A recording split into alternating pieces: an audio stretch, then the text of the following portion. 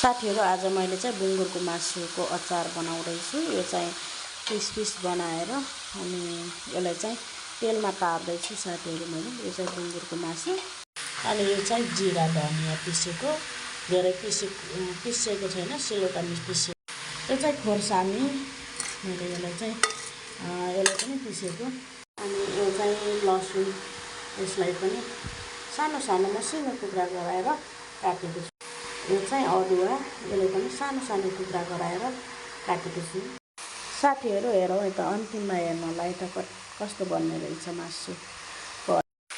यसलाई चाहिँ यतिको फ्राई भइसकेपछि बेसार हाल्दिनु, स्वाद अनुसारको नुन पनि राखिदिनु। मैले चाहिँ यतिको राखेँ, यसरी चलाइदिनु। यसरी तेलमा फ्राई हुँदैछ, यतिसम्म फ्राई भइसकेको छ।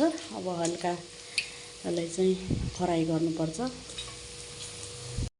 यो चाहिँ लास्टमा यसरी फ्राई भइसकेको छ।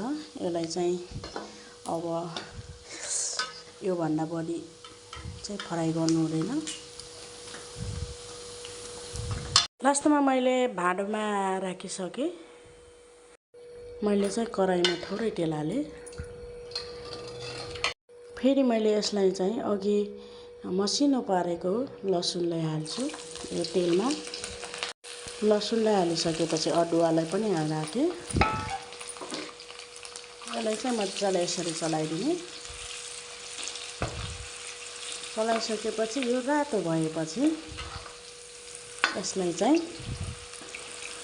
यसमा फेरि अघि पिसेको धनियाहरू राखिदिने। यो चाहिँ पाकिसक्यो।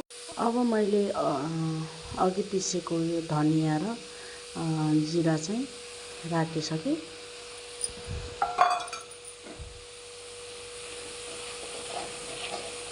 अनि राखेँ।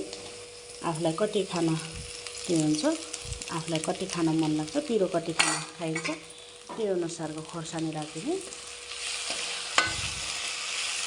बेसार राखेँ, थोरै नुन राखेँ। अघि फ्राई गरेको मासुलाई पनि यहीमा राखेर मैले मिक्स गर्छु। यसरी